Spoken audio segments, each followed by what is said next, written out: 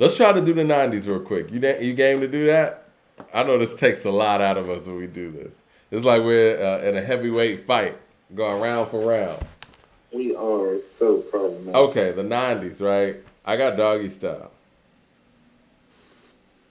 I mean, I got the Illmatic, crowd. Doggy Style, The Chronic, The Low End Theory, The Infamous, The Purple Tape. Pause. Hold on. Slow down. Purple Tape. Illmatic. The Low End Theory, Yeah. The Chronic, and Dog. This is where we're at right now. And I want to pause because, I don't want to leave anything out. I mean, the 90s is super stacked. You got Doggy Style, Chronic, Purple Tape, Illmatic, Low End Theory. That's 5. We hadn't even mentioned Ready to Die or Life After Death. I don't know if the Infamous is going to make it. I don't. We got 5 more to go, Coop. We hadn't said anything about Reasonable Doubt. You got the Infamous over Reasonable Doubt? Yes. No. I love the Infamous. It's not better. Now, I want to Patreon that. Oh, I would love to do that. Death certificate. Put a star by death certificate. That's my jam. Is Reasonable Doubt a top 10 hip hop album of the 90s? No. What? We're at 5. Mike, it's not better than Die or Life After Death. How is it top 10 when it's not better than Ready to Die or Life After Death? Please explain that to me. Is All Eyes on Me top 10? Hold on, before we go any further, no, pause. Before we add anybody, number 6 on here, Enter the Wu-Tang, 36 Chambers. That's in there. That's in there. That's number 6. Now, which Biggie album are we picking? Both, maybe? Y'all said that, Life After Death is better than Ready to Die. But Mike, if we're talking the 90s, I would tell you that they both probably belong to be in there. He would be the one person that probably deserves 2 slots from that era. Does Akumanai deserve to be on there? Well, that goes back to how we want to measure that impact thing. If we're going to rate the quality of the albums the way that we should, it should be there. But where's the impact in relationship to all this? Let me ask you a realistic question, Mike. Do you think Reasonable Doubt's better than It's Dark and Hell is Hot when you listen to it? I was just about to say, somebody says in the super chat, JY says It's Dark and Hell is Hot. I'm going to tell you this. I would rank It's Dark and Hell is Hot over Reasonable Doubt. Well, then, but It's Dark and Hell is Hot's not better than Life After Death or Ready to Die, so how is Reasonable Doubt? I'm going to tell you this. It's Dark and Hell is Hot can possibly be better than Ready to Die. It's possible. It's not a crazy thought. It's not. Because the thing is, with Ready to Die, you could tell that it was recorded over different periods. Being nitpicky here. Respect is on there, which I think is a mid. You don't have the remix of One More Chance on there. Who Shot You's not on there. Now, if we're talking about all these deluxe versions of Ready to Die, sure. But if we're talking about the original Ready to Die versus the original It's Dark and Hell is Hot, I think It's Dark and Hell is Hot might be the better album. It is what it is. So we know for a fact that we don't know if Reasonable Doubt or Ready to Die is making this list, but It's Dark and Hell is Hot is? It so is. That was number 7. It is. That's number 7. Huh. Because we both agree that deserves to be in the top 10. What do you think about All Eyes on Me? I was thinking which Tupac album we're going to pick. Can I just pick book 1? No. It's a double disc. The Me Against the World. Is it top 10?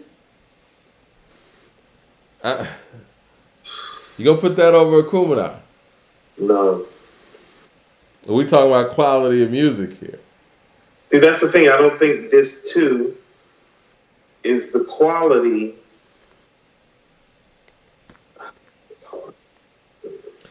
Right now, we got 1, 2, 3, 4, 5, 6, 7, 8, 9 albums. Hold on, what 9 albums do we have? I thought we was at 7. Nope, we got Doggy Style, The Chronic, The Purple Tape, Illmatic, The Low End Theory, Enter the 36 Chambers, Life After Death, It's Dark and Hell is Hot, and Akumanai.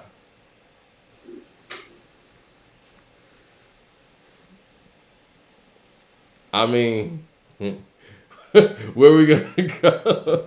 And and we got death certificate off to the side, which could easily be the 10th spot. I would probably. Okay, so I immediately think to myself, I think Ready to Die, Death Certificate, Reasonable Doubt, The Infamous, Liquid Swords. Liquid Swords. Liquid Swords, right. I want to ask the people. Let me name those again. What do y'all think should get the 10th spot? We got Doggy Style, we got The Chronic, we got The Purple Tape, we got Illmatic, The Low End Theory, Into the 36 Chambers, Life After Death, It's Dark and Hell is Hot, and Akumina. And also let us know if you think something on that list should be removed. Let the Rhythm Hit 'Em, Midnight Marauders. Right, there's all types of stuff to pick from. No, I mean, shit. Muddy Waters. De La Soul is dead, even. Stakes is high. Expected what Super Chat says, 90's got too many. It's unfair to certain albums. Yeah, it is. It is. You want to know what? I'm just going to stick with my guns, Mike. I'm going to roll with The Infamous because it has more street classics that are remembered and affect the New York landscape than any of those other albums. Shook One's impact still reverberates. Q-Tip's impact still reverberates. I for an I still reverberates because Nas and Ray are both still active and nice as fuck on the mic. Prodigy reverberates via Griselda. Havoc reverberates via the whole New York scene. Give me The Infamous at 10. Because The Infamous is what actually New York... When people say we're bringing that hip-hop, New York hip-hop sound back, they're talking about The Infamous. That's a fair point. About The Infamous. They're talking about the Havoc sound. They're talking about Prodigy's thought process. You okay with putting The Infamous over Death Certificate? I am going to have to. I'm not really comfortable doing that. Marquez Davis with the Super Chat says, Tupac has at least 3 albums. Big has 2. Mobb Deep has the infamous DMX. Nas, It Was Written. Cass has 2. Nah, it's not really shaping up like that. That's what I'm saying. We do an easy 20 for the 90s because it's like, then it's easy. Just give me Reasonable Doubt in there, give me Midnight Marauders and Let the Rhythm Hit 'Em, and It Was Written, and give me something to play. Yeah. Let me see what people are saying. We got Reasonable Doubt should make it. We got the Infamous here. We forgot about The Diary. Somebody just said The Diary. Yeah. Somebody said DMX got no albums better than Biggie. I don't feel that way either, Mike. I don't think It's Dark and Hell is Hot is better than Ready to Die, but... Do you not? Let's explore that. No, I can't honestly say that when Give Me the Loot. No, Give Me the Loot. How about this? Give Me the Loot is not Stop Being Greedy. It's not. It's not. It's not. It's not. There's no How's It Going Down moment on Ready to Die. It's not. Big Papa, what are you talking about? Come on, man. Big Papa's better than How's It Going Down. You think I've never heard you big up Big Papa. And first of all, ain't the chick song. You think How's It Going Down's better than Big Papa? I think How's It Going Down's better than Me and My Bitch because that's the chick song on there. The song with the Isley Brothers sample where he's asking ladies to call him Big Papa is not the lady song? I don't know why you even comparing Big Papa to How's It Going Down because the way the singles go is Get At Me Dog and Rough Riders Anthem. Now, if you want to compare Rough Riders Anthem to Big Papa, give me Rough Riders Anthem. Hold on. How did it go for Ready to Die? It was Juicy and Big Papa. Okay, so you want to compare Big Papa to Rough Riders Anthem and Juicy to Get At Me Dog? You feel what I'm saying? Yeah. I'm comfortable with that. You can be okay with that, but those aren't better songs, Mike, and I love Get At Me Dog. I just think from a content standpoint and just as an overall album-making standpoint, DMX did a better job of making an album than Big did on Ready to Die. Obviously, Big is the superior MC, yes. But I feel like what DMX did was one of the once-in-a-lifetime things that you just can't top. Like, he gave you the grit. He gave you versatility. And we're talking about up against Big, who's the most versatile MC ever.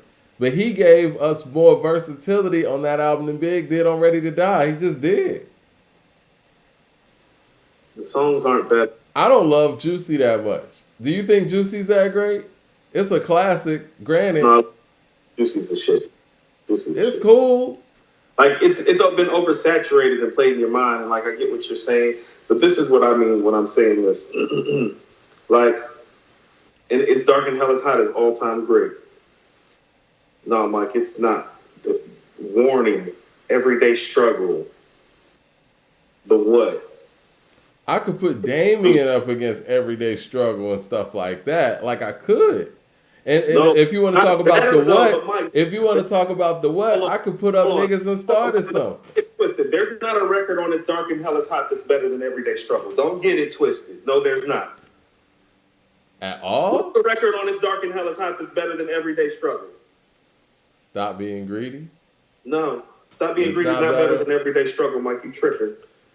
Ain't no real I think, you know what? fan. Another hot take. I think Niggas and Started Something is better than the what? It is. Next topic. Just next topic. I mean, I get it, man.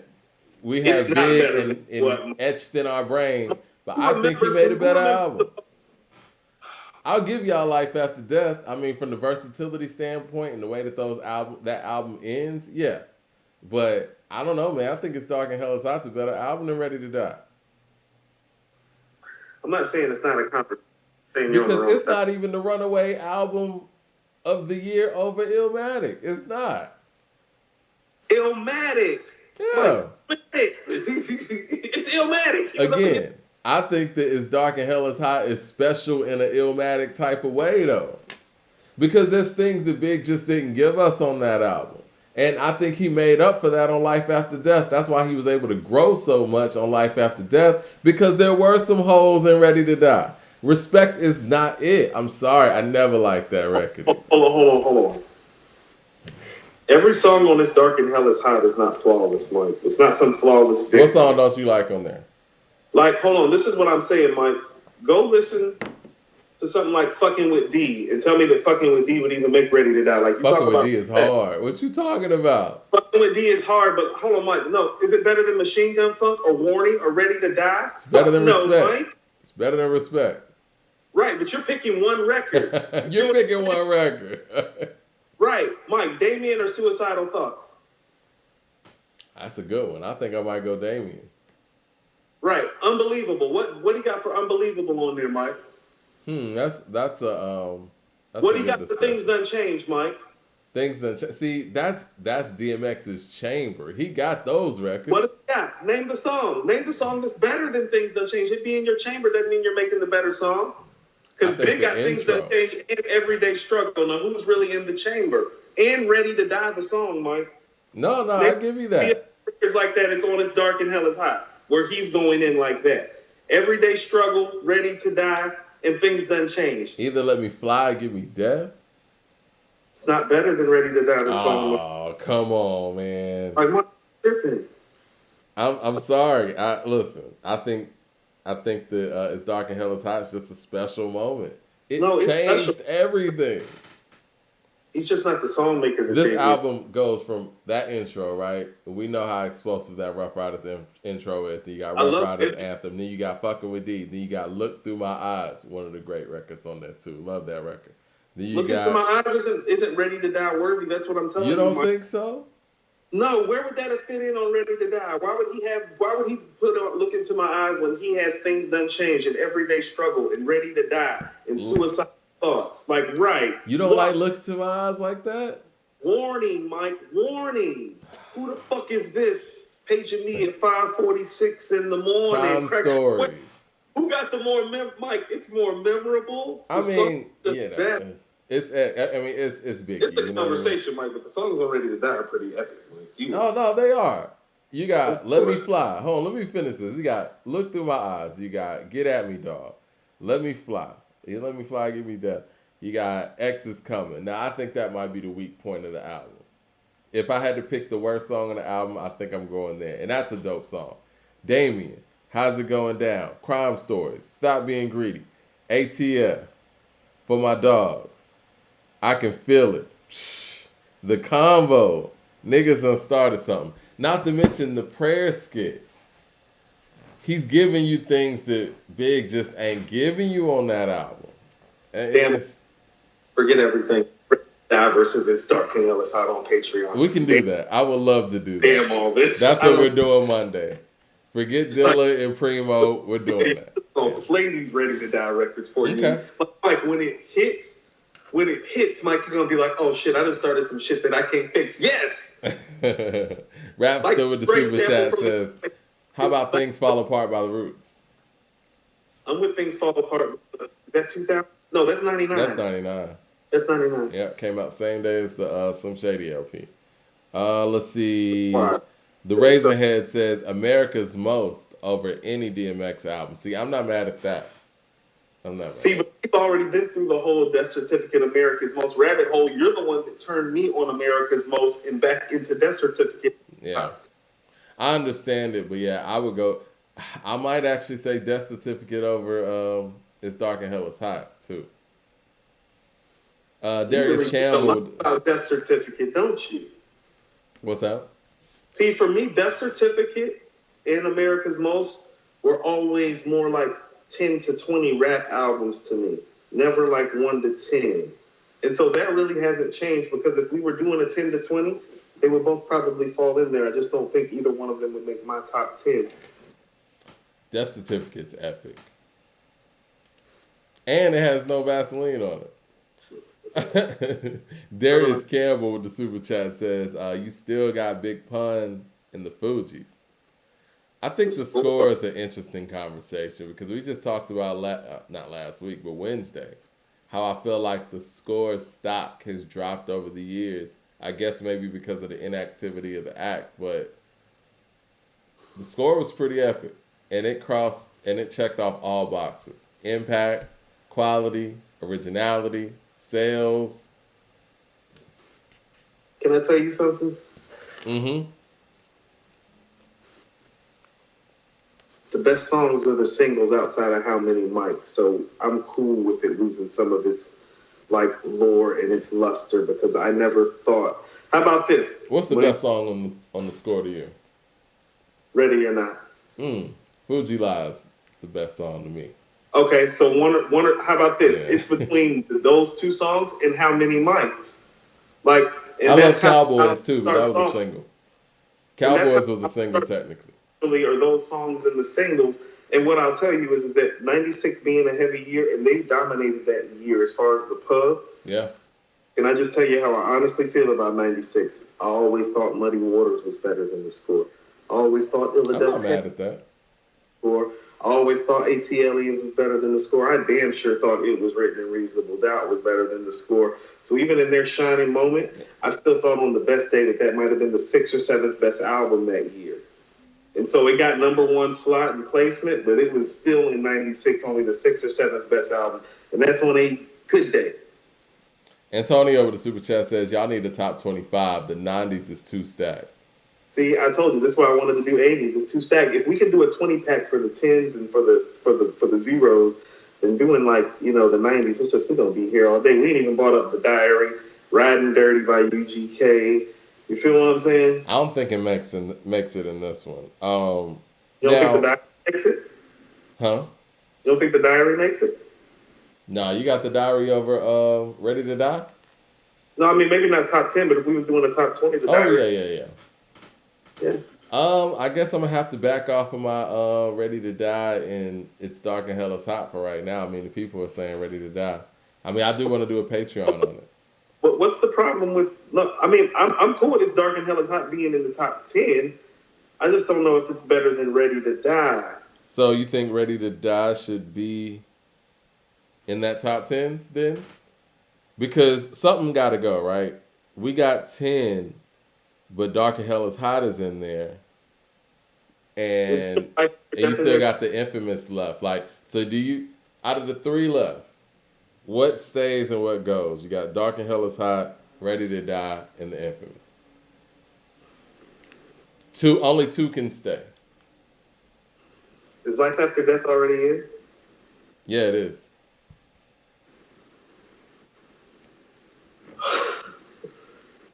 I'm cool with putting Ready to Die at 11. We'll still do the Patreon though, because I think that's gonna be fun. Rapster with the super chat says, for the 2010s, how about the Sun Triad and acid rap? We gotta revisit that. I never liked acid rap. I just never understood it.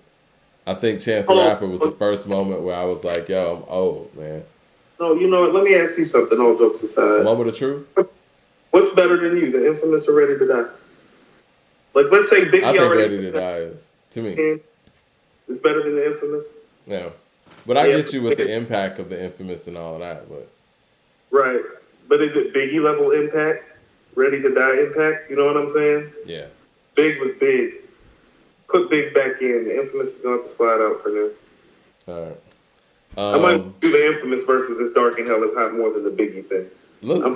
I'm down, man. JB was here, says, moment of truth. Next level, almost, but not quite here. Not as groundbreaking as this, but musically and beat-wise right there. Marquez Davis with Super Chat says, It's Dark and Hell is Hot is not better than Ready to Die. I'm sorry, Mike. Man says, East 1999 Eternal, Brand Nubian, All for One, Muddy Waters.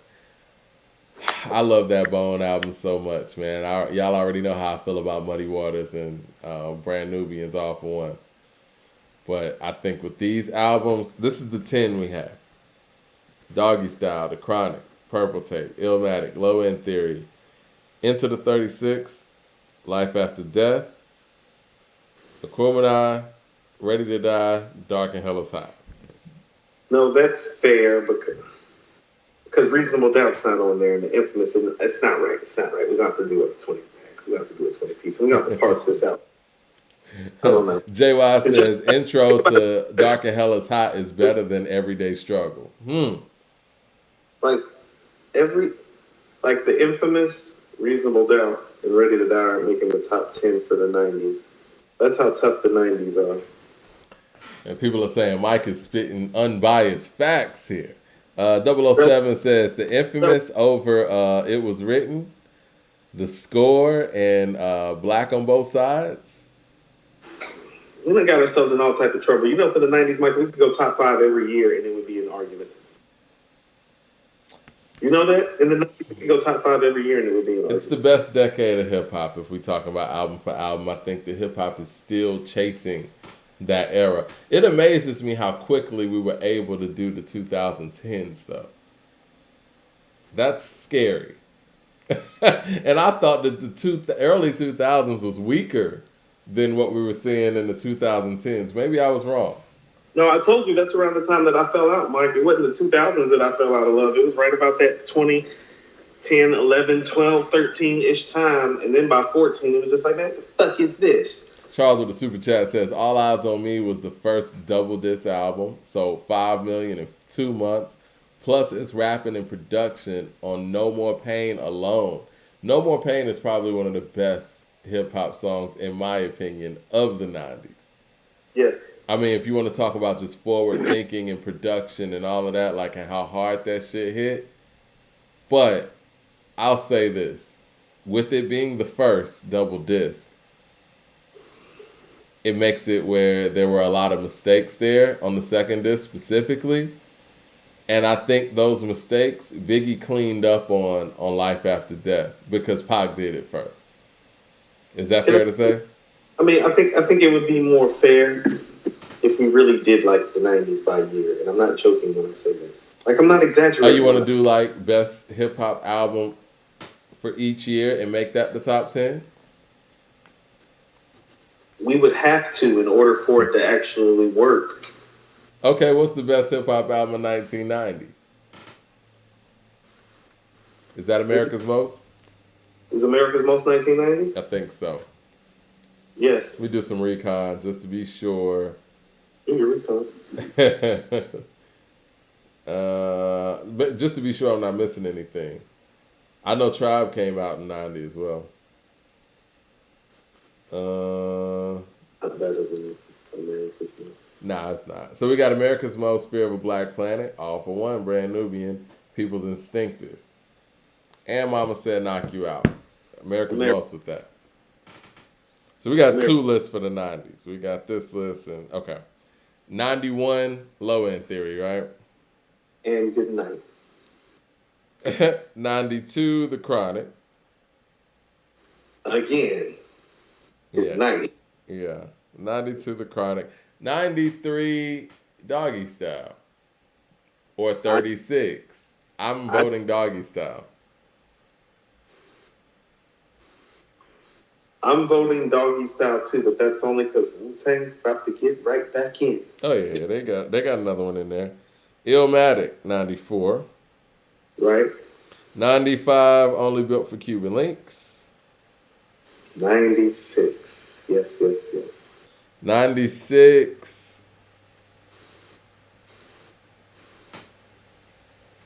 What's the best hip hop album in 96? Reasonable Doubt. Is it Reasonable Doubt? Okay. All Eyes on Me. I think it might be All Eyes on Me, man. And if we're talking about the year specifically and what album ruled in that year. Well, it's not just ruling, Mike. It is the quality of the album. I told you, like, book one. Well, I'm going Reasonable Doubt then. If we're gonna do that, I gotta say Reasonable Doubt. No, all jokes aside, book one of All Eyes on Me is one of the 10 best pieces of work I've ever heard. And there's more hits. How about this? There's more hits on book one of All Eyes on Me than on Reasonable Doubt. And it was written combined. You know that, right? Oh, yeah, I know. On book one. And it's not just hit records, Mike. They're quality records. Yeah, I know. But we can go Reasonable Doubt. That's fine. 97, Life After Death. Mm-hmm. This is very New York heavy, though. I got to be honest. 98, I say not Illmatic. Aquemini, 98. In 99, 2001. We actually forgot that in the overall list. 2001. So the best hip hop album in 1990, America's Most. You got Low End Theory, then you got Chronic, then you got Doggy Style, Illmatic, Only Built for Cuban Links, Reasonable Doubt, Life After Death, Aquemini, 2001. Any objections? Yeah, I don't like how it sounds at all. Mad Max with the super chat says, I agree with Mike. A lot of people have big bias. DMX album was more impactful on my life than Biggie's Ready to Die. I play X more. I play X's album more. Andrew Green with the super chat says, Ready to Die hasn't aged well to me outside of the singles. I think that's fair. What do you think about that assessment? Miss LB says, I agree with Mad Max on this topic. I don't think that it's aged bad. It's just some of the stuff on there, you can tell that it's like 90s hip hop. Like when Everyday Struggle comes on, like you can tell it's 93, 94, 95. That's what I'm saying. And I said that when I was talking about comparing the two albums. You can tell that he recorded this album over different periods of time. And again, if the One More Chance remix is on the original album or Who Shot You's on the original album, I feel different. But if we're putting up the regular One More Chance with the, with no Who Shot You and all of that, I got It's Dark and Hell is Hot. So this is what I'm trying to express to you, though, and I'm only going to do this one more time. JY with the super chat says, oh, damn, I have to tune into the Patreon now. Yeah, definitely. Tune into the Patreon on Monday. So, Mike, when you're... tell me when the bad song comes in. Okay. Things Unchanged. Great record. Give me the clue. Machine Gun Funk. Warning. Ready to Die. One More Chance. The regular One More Chance to submit. It's not. It's not. Lie and X is coming for you. That's for damn sure. That's what I'm trying to say. I think Let Me Fly is better. Now X is coming. I'm with you on that. The What? Juicy. Everyday Struggle. Me and My Bitch. What did you think about Me and My Bitch? I like Me and My Bitch. You don't like Me and My Bitch? It's storytelling, cool. Biggie. It is. It's the only real story on Ready to Die. Like where he's actually like in storytelling mode. Yeah. Okay. Big the storyteller? Yeah, this is where he like starts telling stories. Right. I love the Computer Love version on the show soundtrack too. Yeah. Yeah, that shit's hard. Um, Big Papa. Now, Respect and Friend of Mine, I'm not super big on those records. Yeah. I'll give you those. And I feel like they put those at the end because they knew those were a little weaker. Well, I don't feel that way about One More Chance, though. But I do feel that way about Respect and Friend of Mine, and that's fine. But, Mike, then there's Unbelievable and Suicidal Thoughts. Now, if you're telling me that Respect and Friend of Mine is the low point of this album, the low points on this Dark and Hell is high lower than Respect and Friend of Mine. They just I disagree. I think that Respect and Friend of Mine are lower than the low points of His Dark and Hell is Hot. The low points of His Dark and Hell is Hot are X is Coming, which I think is better than both of those records. And I think the other one is the one with Dragon and all of them on there. For My Dogs? Yeah. And I love that record. The Razorhead with the super chat says the bridge from the east to west coast, America's most. Yes. Mad Max with the super chat says the way Bad Boy was moving, if Big had lived and X came out, it was gonna get dark for you big fans. X was gonna take over. Big was gonna take over Big. Y'all gassing Big because he died. That's not fair. No, okay. I do believe that he was gonna move in more of a shiny suit type of. He was balancing things out. Where did you think the third Big album was going? If you had to predict, I love DMX, but let's not get this fucked up, Mike. Yeah. The end of Life After Death is better than almost everything on its Dark and Hell is Hot. Like just on a song, rhyme, and quality and MCing level, and it's not single shit. So fam saying that don't know is hip hop. Like go listen to Long Kiss Goodnight, My Downfall, and You're Nobody Until Somebody Kills Me. You and tell me the big one gonna be all right in any motherfucking climate. On top of Kicking the Door and What's Beef and Niggas Bleed. Like niggas don't be knowing their history, Mike. It's like that's Big crazy. was great at the balancing act, man. And I think even if Big make whatever record he want when he feel like it at the drop of the dime, Mike. Yeah, his versatility was crazy. Seek Big says, "Where's All Eyes on Me?" Mike gave Reasonable Doubt. Yeah. What I was gonna say though, I mean, because All Eyes on Me, let's just be real, kind of falls off or falls apart in certain sections. No, I'm with you on Reasonable Doubt, Mike. All Eyes on Me doesn't hold up the steam as well on this too, because this one is such a tour de force. What I was gonna say though, in regards to X and Big, I think people got to realize, man, X had been around. You know what I mean? Like X was always a force, even when Big was alive. He was just kind of like, somebody that just couldn't make it out of the underground. So I think X was gonna come anyway. They were on unsigned. Yeah, you said he was unsigned hype before Big, right? Yeah, he was around before Big. He was rapping before Big. Yeah. So I mean, I think they both would have coexisted. But it would have been more about what direction Big was going to lean to heavier. But I feel like on the third Big album, we were going to get some more bright, shiny stuff. And I think we were going to get a little less of the darker stuff. But you never know with Big because he did everything so seamlessly. I just feel like I think we were going to get more of the More Money, More Problem attempts on the third album because like he said, y'all was grimy in the early 90s, far behind me. I think he was going to continue to elevate and let people know, like, look, I've already done all the grimy stuff. You know what I mean? I think the third Big album would have moved a little bit further away from that stuff.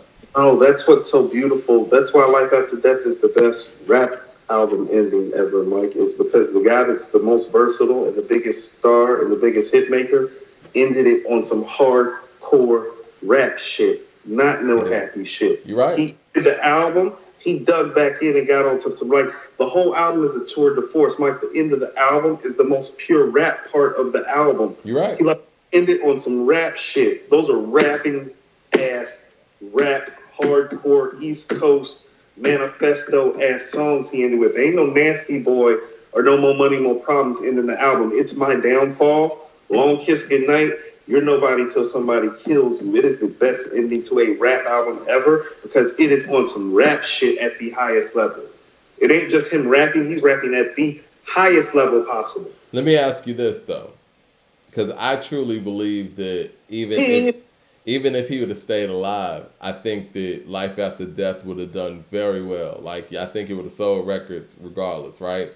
But with that being said, do you feel like that would dictate the approach from the third album, where it's like, okay, Hypnotize, More Money, More Problems, and some of these other records sold this album. Let me do more of this and less of this. Or do you think he would have continued that balance in that? No, he just making records like that to be like, see, you can't fuck with me at this either now. Because I think if he stayed alive, Nasty Boy might have been a single. I used to hear it on radio anyway. No, they played Nasty Boy without him being alive or making a video. Same thing with Steph Lemon. That's what I mean. Like those other records, he was literally doing that competitively. Like, yeah, see, you can't even make this hardcore shit better than me. You can't make a single better than me either. What you gonna do? Right. I'm the best rapper alive. Seek Bix with the super chat says, we need All Eyes on Me, the infamous, or Me Against the World in the top 10 of the 90s. It's a heavy error. It's hard. Again, what are we putting it over? We got Doggy Style, The Chronic, Purple Tape, Illmatic, Low End Theory, 36 Chambers, Life After Death, Dark and Hell is Hot, Akumenai, Ready to Die. It's only 10 spots. Like, what has to go? I mean, 30 of your 50 greatest rap albums probably got made in the 90s, right? Like 30 of your 50 are probably specifically in this decade. Yeah. Like ever. Like 30 of your 50, there's probably about, and to be honest with you, 30 is probably might be low because there's probably about 10 classics before the 90s that are in that stratosphere and maybe like 7 or 8 after. You know what I mean? Like, JB really? was here, said revisionist history with reasonable doubt. I think this is the thing with reasonable doubt, which makes it very difficult to document, is the fact that, yes, when it dropped, they were on priority. It didn't get a big push.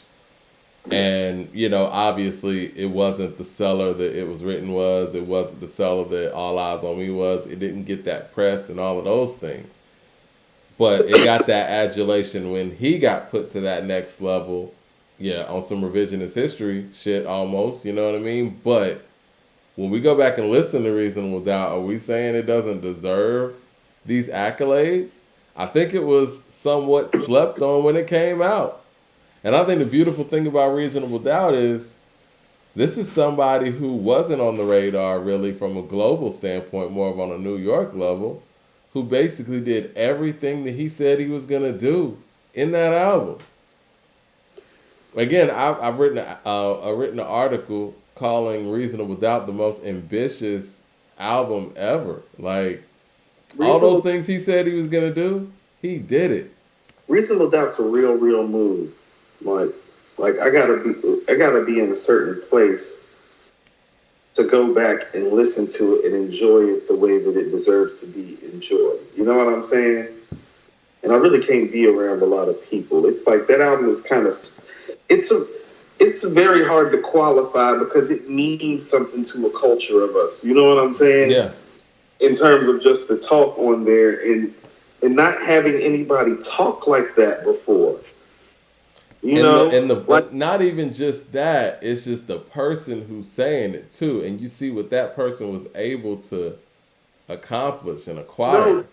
No, this is what I mean. Like, no, there was something. You froze on my end, Coop. Yeah. Oh, I can't. Can you see me now? Yeah. You moving now. I mean, I could hear you before, but you was like, staying still. Just know, talking like this on the chain. I have to get locked. You can't talk like this on record. And so when he's popping up the next year, like talking this shit, it's like, no, Mike, the fact that he made it the next year and was like free and like out the streets and dropping another album, it's like, oh, really? It's like, really? Like, I mean, like in the spirit, like just the street dudes and hustlers watching him and then watching him pull up and talk shit like on Imaginary Players. Like, I was wearing this platinum when a lot of y'all niggas thought it was silk. Like when he started talking that way, it was like, it's on. He's free now. Like you said, man, 97 Hove is the guy that put his bid in for being the best rapper around. but that foundation was set on Reasonable Doubt. And forever, whatever we want to feel about Big told Lil C's that Jay was the guy that he feared on the mic, based on Reasonable Doubt, based on that work. You can hear, Mike, it's rare that you listen to an album and you can tell what the person's doing and you can feel it. And it's like, no. It's like, no, this motherfucker really pushing weight when he's not in the studio. Like, he's not talking about it. You felt it from the record. It was something very, very different about anything that came before in that regard. It's like, you really felt like this nigga was about to leave the studio and go make a play. You know what I'm saying? Be like, song's over, be like, this nigga's about to go, oh shit. It's like, oh, hope he doesn't get indicted. Be like, oh, next record will be like, okay, he's still here. Free. Like, yes, get out here hustling. 007 with the super chat says, Reasonable Doubt is the third best album in 1996. Toss up between Nas and Pac. See, there are people that feel that way about it too. Because musically, and this is what I mean, musically it hasn't aged as well as it was written on All Eyes on Me. Like, sonically speaking. It hasn't. Yeah. Charles with the super chat says Pac put out 3 classic albums in less than 2 years between 95 and 96. All those things are true. But again, what album are we taking out? And I think that if it wasn't for some of the missteps on the second disc, I'm all for putting All Eyes on Me in there.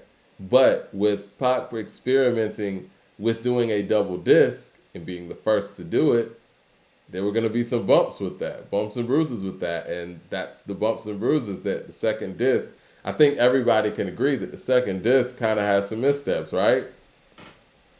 It's not like it's not a dope album. It does have some missteps. Now, if we're talking about best songs in the 90s, Pac probably got like 2 or 3 in the top 10. Because Dear Mama's high. I say he got like 5 or 6 of the 25. Yeah. Christopher Hogan with the super chat says, All Eyes on Me, disc 2 was just more for the ladies. Okay. Well, I mean, that's kind of I don't want to say the penalty for that, but It's not a penalty per se, but it's like. I mean, like I said, what are we going to remove? What's wrong with How Do You Want It? It's like, How Do You Want It is on disc 1. It's like, no. It's stuff for the ladies on disc 1. Yeah, it is. And Every Other City We Go. JB was women love I Ain't Mad About You. That's what I'm saying. It's like, it was Pac. No, I was there. I was outside. Women loved everything Pac did. Yeah, it didn't matter. Not making it seem like he had to make stuff for the ladies. It's like, no. Everything he made was for the ladies. I got put on to. I didn't even know Pac was like a sex symbol because like we looked at him like us, like a street dude, and like you know what I mean. It wasn't. I was sitting next to one of my homegirls in middle school. She's like, that nigga Pac is sexy. I was like, oh, y'all like him? She was like, we love him, nigga. Are you crazy? I was like, I didn't know. You know what I'm saying? I didn't look at him that way. But when I realized like the women loved him too, I was like, yeah, we got this game in bag.